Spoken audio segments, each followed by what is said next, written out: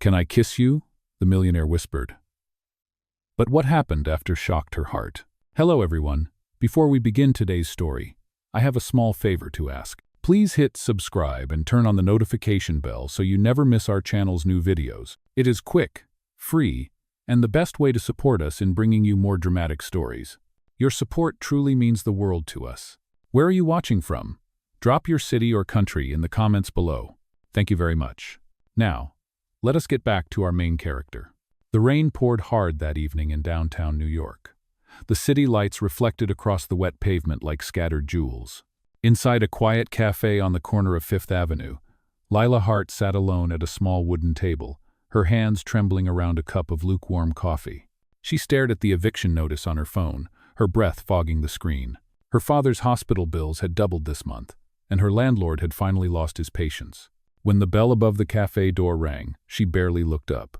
A tall man in a charcoal gray suit entered, his presence commanding without effort. The waitress greeted him by name. "Mr. Cole, your usual table is ready." He nodded and walked straight toward Lila. She blinked, unsure if it was coincidence, until he stopped right in front of her. "Miss Hart," he said evenly, "thank you for coming." "Oi?" Lila frowned. "I am sorry, do I know you?" The man sat across from her, calm and precise. "Ethan Cole, CEO of Cole Enterprises." His voice was low, steady, the kind of tone that made people listen. "I believe we can help each other." She tried to smile, though her voice shook. "I am not sure what you mean. I work at a coffee shop." "Not anymore," he said quietly. "The shop closed last week. I checked." Her throat tightened. "Why would you check that?" He leaned forward, his eyes sharp but not unkind. "Because I need someone like you, someone who looks ordinary, someone the world will believe I married for love, not for headlines." Lila froze, unsure if she had heard him correctly. "Married?" Ethan nodded once. "Yes, marry me. It is just a contract. 6 months. You will attend public events with me, sign a few papers, and in return, I will pay your father's medical bills in full." "What?" The air seemed to vanish from the room. The hum of espresso machines and quiet chatter faded into silence. Lila's pulse thundered in her ears. "You cannot be serious." "I am completely serious," Ethan said. "This merger depends on my reputation as a stable man. Investors love a family image. You would help me secure that. And I would make sure you never worry about money again." She looked down at her trembling hands. Her rent overdue, her father sick, her life falling apart piece by piece. It sounded insane. And yet, it also sounded like hope. Ethan slid a small black folder across the table. Inside lay a document with her name typed neatly at the top. "The agreement is simple," he said. "New intimacy, new emotional involvement, just appearances." Lila looked up. "And when the contract ends, you walk away," he said softly. "Debt-free, anonymous, no strings attached." Outside, thunder rolled through the city. She could see his reflection in the cafe window, calm, certain, untouchable. She could also see herself, pale and desperate, caught in a life that kept closing in. Her voice was barely a whisper. "Why me?" He met her gaze for the first time, his expression unreadable. "Because you said no to me once," he said simply. "And that makes you the only person I can trust." The words hit her like lightning. She remembered him now, a customer who had once offered her a business card at the coffee shop. She had refused, saying she did not have time for rich men and their offers. And now, here he was again, offering something much bigger, something impossible to refuse. Ethan extended his hand across the table. "Do we have a deal, Mrs. Cole?" Lila hesitated. The rain outside beat harder against the glass, the thunder a slow, steady drum. Her fingers brushed the folder. Her world tilted between fear and survival. Finally, she took a deep breath and whispered, "Yes." Quote. Ethan's lips curved into the faintest smile. "Good," he said. "Then let us begin." As he stood to leave, the cafe lights flickered once. Lila watched his silhouette disappear through the door, her heart pounding like the rain outside. She had just sold 6 months of her life to a stranger. She had no idea that one question, "Can I kiss you?" would later change everything. The wedding took place 1 week later inside a small city courthouse, quiet and sterile, nothing like the fairy tale weddings Lila had imagined as a child. There were no flowers, no music, no family, just Ethan, 2 witnesses, and the sound of rain dripping against the tall windows. The judge read the vows in a flat tone.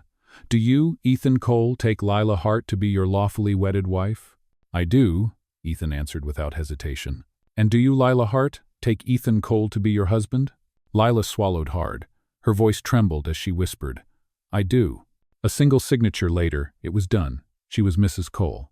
Not by love, but by contract. Ethan handed her a small velvet box. Inside lay a ring, elegant but oddly impersonal, like everything about him. You should wear this in public, he said. It will make the story look real. When they stepped outside, flashes from paparazzi cameras blinded her. Ethan took her hand, pulling her closer. Smile, he whispered. The world is watching. Lila forced a soft grin as cameras clicked. The fake love story had begun. That evening, a black limousine carried them through the city toward his penthouse. The view from the car window looked like a dream, towering glass buildings, bright neon, and a skyline that stretched forever. For the first time, she felt the weight of entering a life that was not hers. When they arrived, she could not speak. The penthouse was breathtaking. Floor-to-ceiling windows, marble floors, and a piano gleaming in the corner. A wall of city lights shimmered below. Ethan's voice broke the silence. You will stay in the guest room. Your clothes are already there.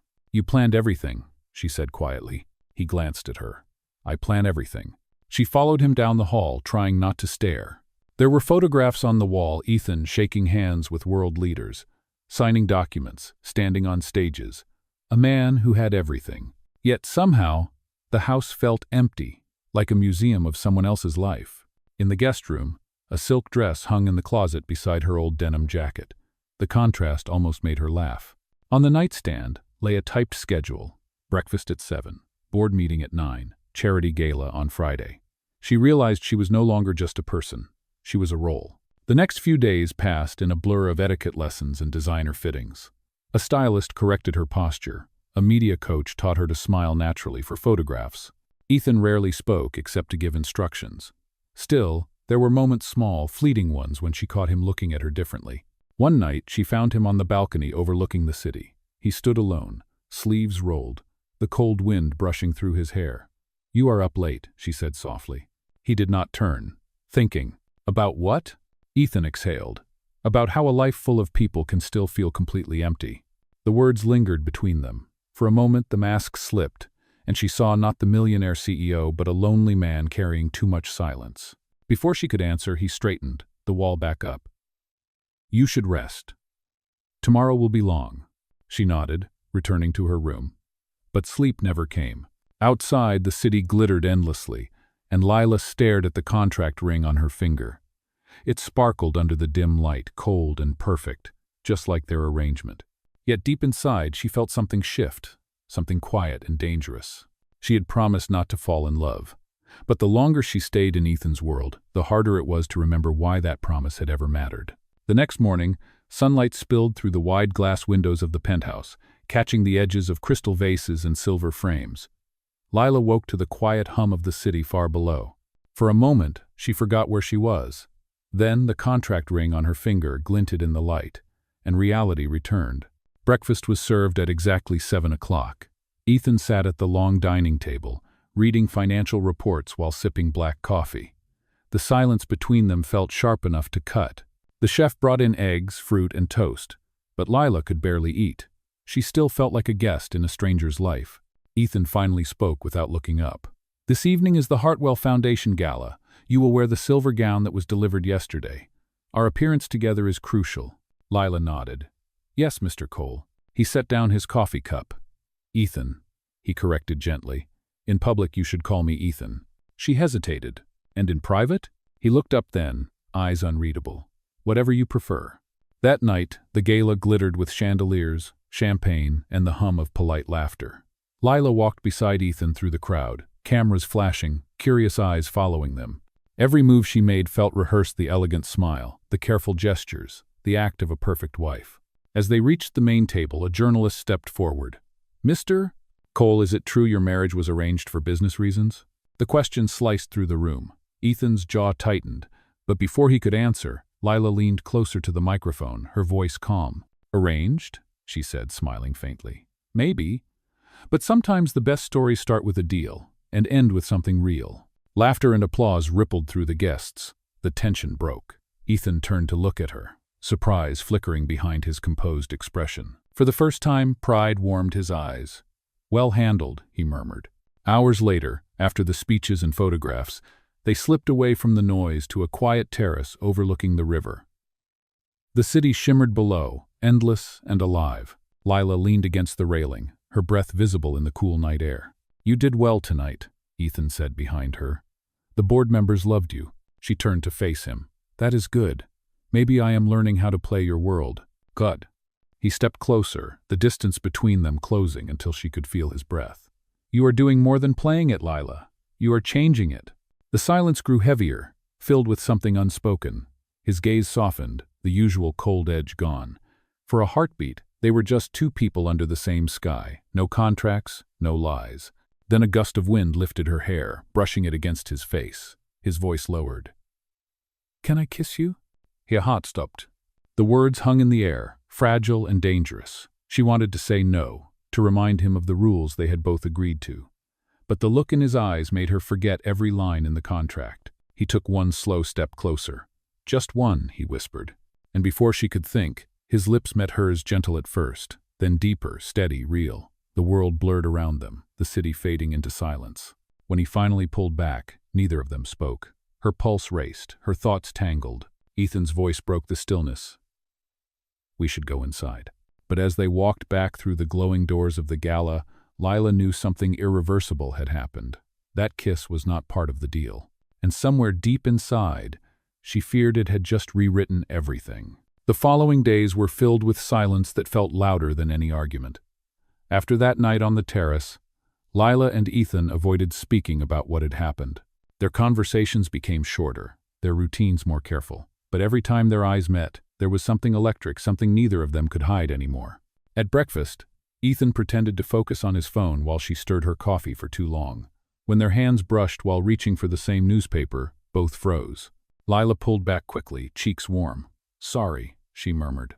"It is fine," Ethan said, his tone neutral, but his voice was softer than usual. Later that week, a storm rolled over the city, wind howling through the glass walls of the penthouse.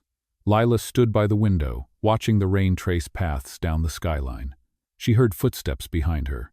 "You do not like storms?" Ethan asked quietly.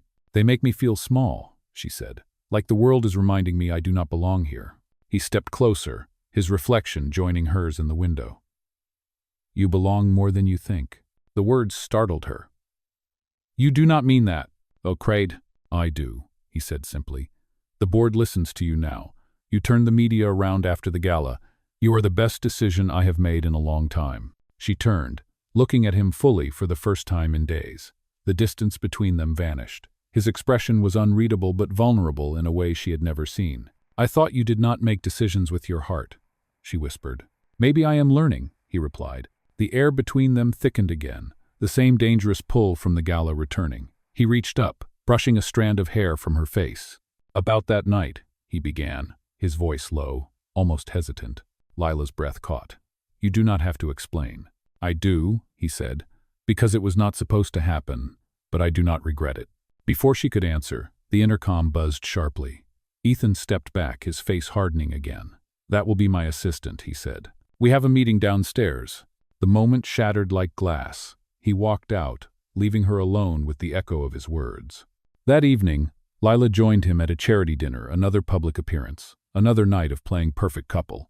Yet under the golden lights, his hand found hers beneath the table, hidden from everyone. The touch was brief but real. When they returned home, she stopped in the hallway. "Ethan, what are we doing?" she asked softly. He turned, eyes dark and searching. "We are surviving the contract," he said. "That is all." "That is not true," she said. "You know it." His silence was answer enough. She took a step closer. "You can keep pretending this is business, but I saw the way you looked at me." His jaw tightened. "Lila, feelings complicate everything." "And pretending does not?" she whispered. He exhaled slowly, defeated. "You should get some sleep." He walked away before she could stop him, disappearing into his office. The door closed softly, leaving her standing alone in the hallway. The next morning, Lila woke to an email from a gossip magazine. Anonymous source claims Ethan Cole's marriage is fake. Her stomach turned cold. Someone had found out. By the time she reached the living room, Ethan was already there, reading the same headline. His face was pale with fury. "Do not talk to anyone," he said tightly. "Not the press, not even friends. We need to control this." "Who would leak it?" she asked. His eyes darkened. "Someone who wants to destroy me." But Lila could tell from his expression it was not just about business anymore. He was afraid of losing something far deeper. And for the first time, she realized she was afraid too. The story spread faster than either of them could contain it. Within 24 hours, headlines flooded every financial and gossip site in New York. Ethan Cole's marriage is a lie. Sources confirm contract wedding. Paparazzi camped outside the penthouse, cameras flashing through the glass every time someone moved near the windows. Lila stayed in her room, pacing the floor as her phone buzzed nonstop. Messages from former coworkers, old classmates, and even distant relatives flooded in. Everyone wanted to know the truth. She turned the phone off and sat on the edge of the bed, her chest tight. Down the hall, Ethan's voice echoed from his office, low but sharp as he spoke to his legal team. "We deny everything. Draft a statement by noon. I do not care what it costs." When the call ended, he appeared at her door. He looked exhausted, tie loosened, eyes red from lack of sleep. "Pack a bag," he said. "We are leaving for the Hamptons tonight. It will give the press something else to chase." Lila shook her head. "Running away will not fix this." Cried, "It will keep you safe," he said, his tone clipped. "From what, Ethan? From the truth?" He stared at her, the muscles in his jaw tightening. "From people who will tear you apart to hurt me." For the first time, she saw fear in his eyes, real fear, not for his company, but for her. That broke something inside her. The next day in the Hamptons house, everything felt strangely quiet. No reporters, no flashing lights, only the ocean wind against the glass. Lila stood on the deck, watching waves crash against the shore. Ethan joined her, carrying 2 mugs of coffee. "I used to come here to escape," he said. "Now it feels like hiding." She turned to him. "Maybe you should stop hiding and start telling the truth." "About what?" he asked, though they both knew. "About us," she said. "About how this stopped being a contract a long time ago." He set his mug down slowly. "If I admit that, everything falls apart. The board will think I lied. The investors will pull out. And what about me?" She cut in. "What happens to me if you keep pretending?" Ethan looked away, silent. The wind carried the sound of waves between them. Then quietly he said, "You were never supposed to matter this much." Lila's throat tightened. "But I do." He closed his eyes for a long moment, then turned back toward the sea. "I will fix this," he said, "even if it means ending the deal." Goat. That night, a black car arrived at the Hamptons gate. His lawyer stepped out, holding a folder. Lila stood near the doorway as Ethan flipped through the pages. She caught a glimpse of the words mutual termination agreement. "So that is it?" she asked, voice barely steady. "You erase me to protect your empire?" "This is to protect you," Ethan said. "Once it is signed, no one can touch you." Her eyes filled with tears she refused to let fall. "You keep saying that like it makes this noble." Quote. He did not answer. Instead, he handed her a pen. "Sign it, Lila." Her hand trembled as she took it. The sound of the pen scratching across paper felt final, like a door closing forever. When she finished, she placed the folder on the table and turned away. As she packed her suitcase, she heard Ethan's voice behind her, soft but broken. "For what it is worth, I never lied about the way I looked at you." She stopped for a moment but did not turn around. "And I never meant to fall in love," she whispered. "But I did." Then she walked out of the house, leaving him standing alone in the dim light. Outside, the wind carried the scent of salt and rain, and somewhere behind her, Ethan's empire kept spinning flawless, powerful, and emptier than ever. 3 weeks passed after Lila left the Hamptons house. The city moved on, but she had not. She found a small apartment above a bakery in Brooklyn, the kind of place that smelled like fresh bread every morning and loneliness every night. She started working again at a nearby café, blending in among the noise of milk steamers and the rhythm of city life. Every time she served a customer in a suit, she wondered if they had ever read the headlines about her. The fake wife. The girl who sold her heart for a contract. She tried to ignore the whispers, the curious looks. It hurt less when she stayed busy. One morning, she opened her mailbox and found a plain envelope with no return address.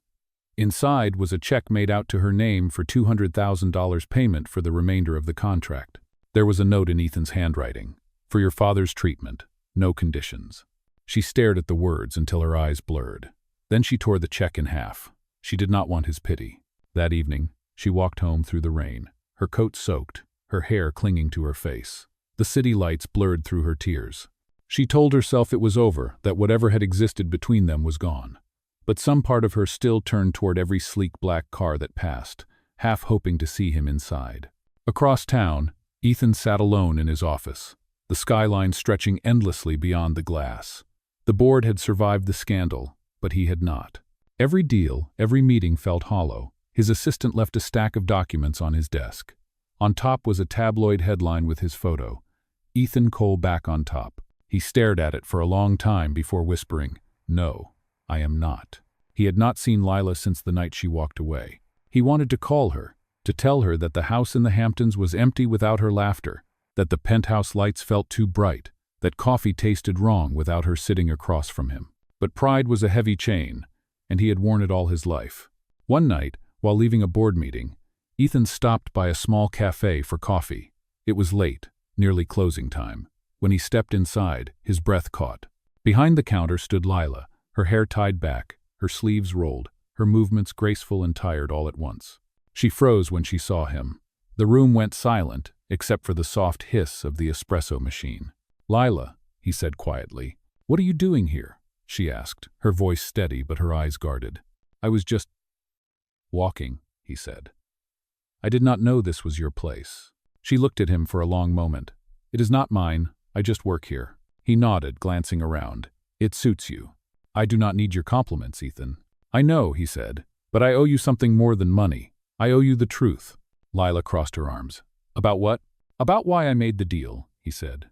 "I told myself it was for business, but that was a lie. I wanted control. I thought if I could buy a version of love, I could protect myself from the real thing. Then you showed up and proved how wrong I was." Her eyes softened, but she shook her head. "You hurt me, Ethan. You made me feel like a transaction." "I know," he said quietly. "And if I could take it back, I would. But the truth is, I miss you. Not the appearances, not the cameras, just you." For a moment she said nothing. The clock above the door ticked softly. Then she whispered, "It is too late." Ethan's shoulders fell. "Maybe," he said, "but I am still here."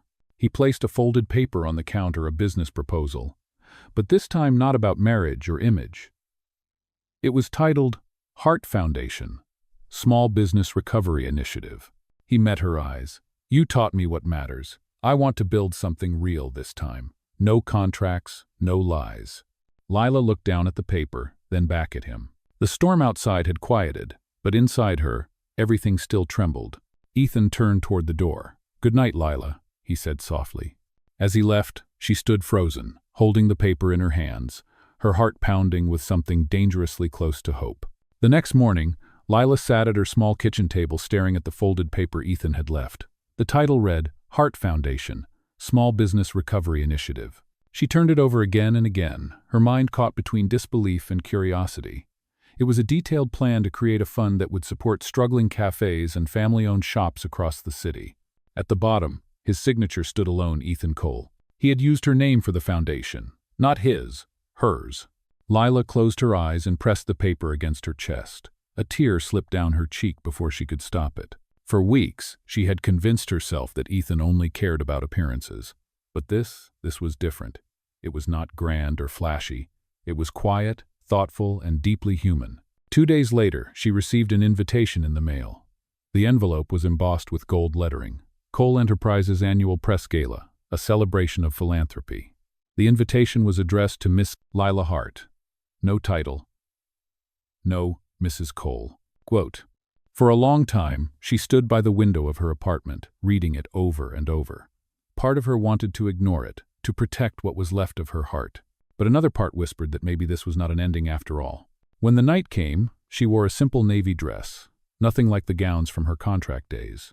The city shimmered under the winter lights as she arrived at the venue, a grand hall filled with reporters, investors, and flashing cameras. For the first time, she did not feel like a guest. She felt like herself. Ethan was already on stage, speaking to the crowd. His voice carried through the hall, calm and steady. "Tonight, we honor those who build our communities from the ground up. The Heart Foundation is dedicated to supporting small businesses, the same kind of dreamers who remind us that success means nothing without kindness." When he said her name, the crowd turned. The lights shifted. Lila felt every eye on her, but she did not look away. Ethan's gaze found hers across the room. and for the first time, he smiled, not the polite smile of a businessman, but something soft, genuine, and full of gratitude. After the speech, he stepped down from the stage and made his way toward her. The crowd parted as if the air itself knew to give them space. "You came," he said quietly, stopping a few feet away. "I was not sure I would," she admitted, "but I had to see if it was real." Quote, "It is real," he said. "Everything I said up there, I meant it. I named it after you because you believed in people long before I remembered how." Lila blinked away the tears forming in her eyes. "You did not have to do all of this for me. I did it for both of us," Ethan said softly. "To prove that we can build something true, even out of a mistake." For a moment neither spoke. The music from the ballroom faded, replaced by the faint sound of rain beginning to fall outside, the same kind of rain that had started everything months ago. "Ethan," she whispered, "what are you really asking for?" He took a breath, his eyes never leaving hers.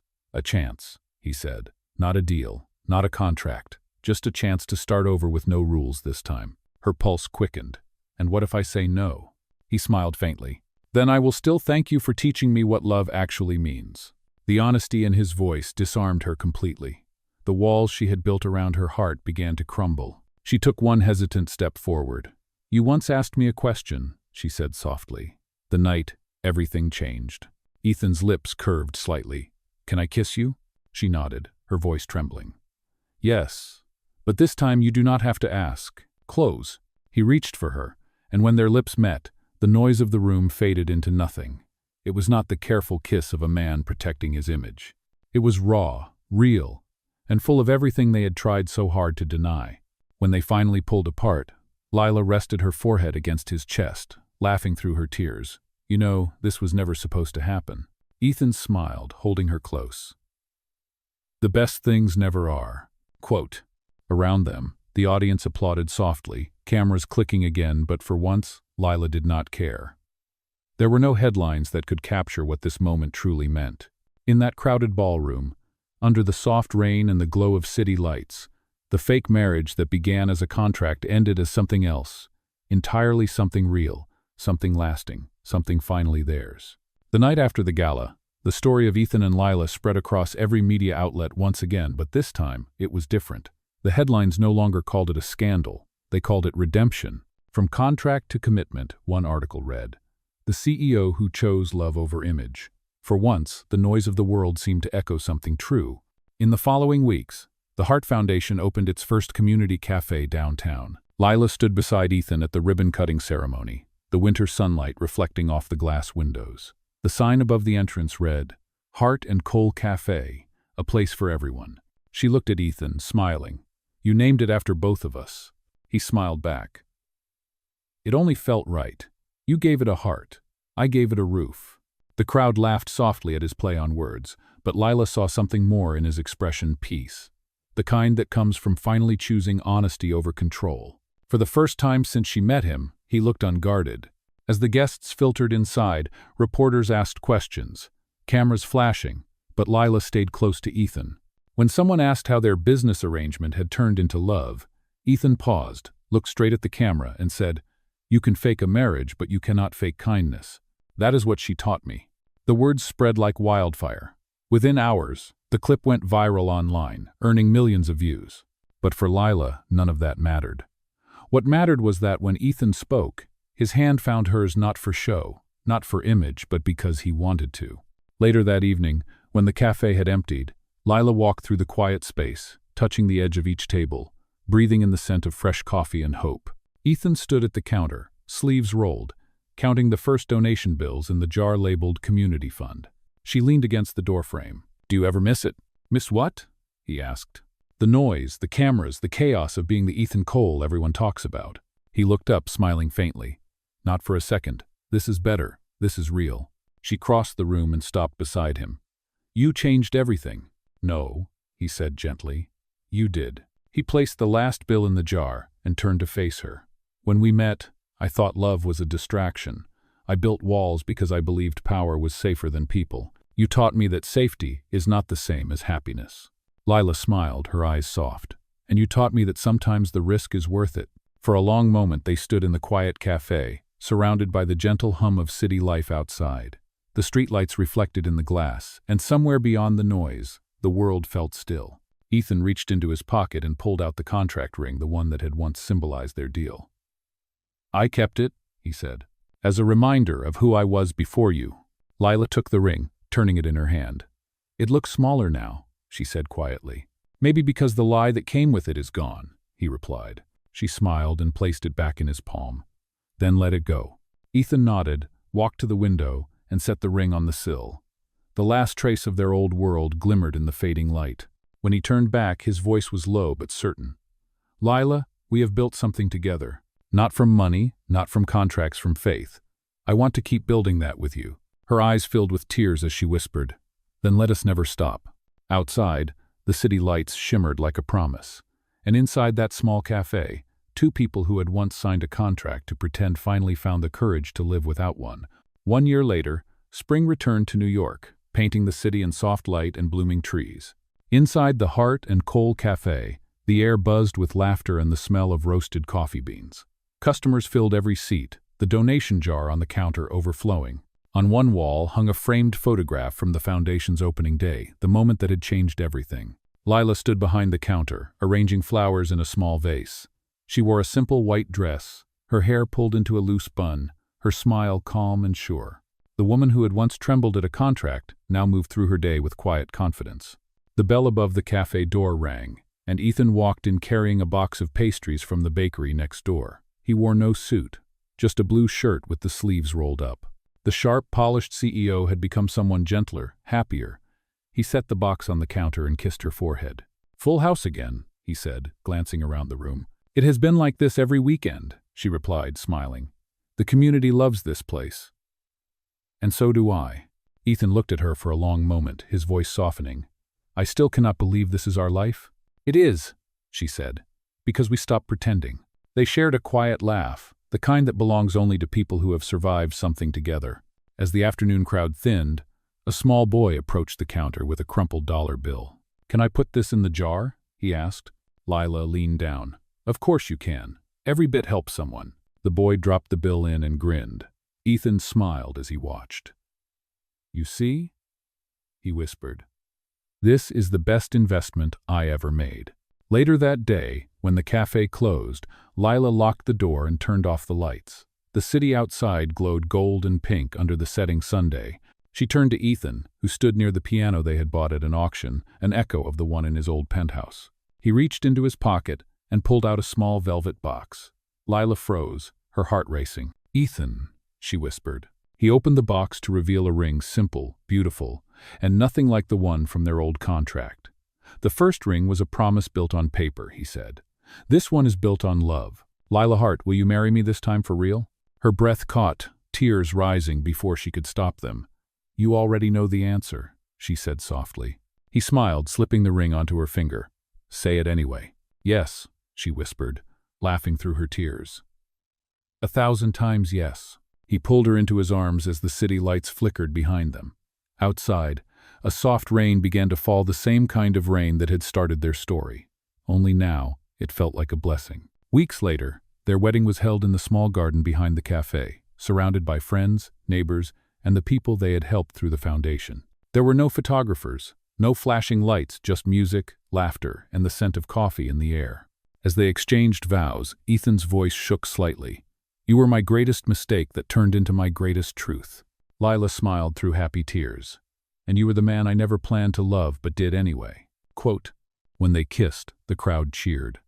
Somewhere in the corner, the old contract ring sat inside a glass frame with the words engraved beneath it.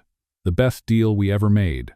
Under the fading glow of the evening sky, Ethan and Lila danced together as husband and wife, no secrets, no pretense, just love. And for the first time in both their lives, the future no longer felt like a negotiation. It felt like home.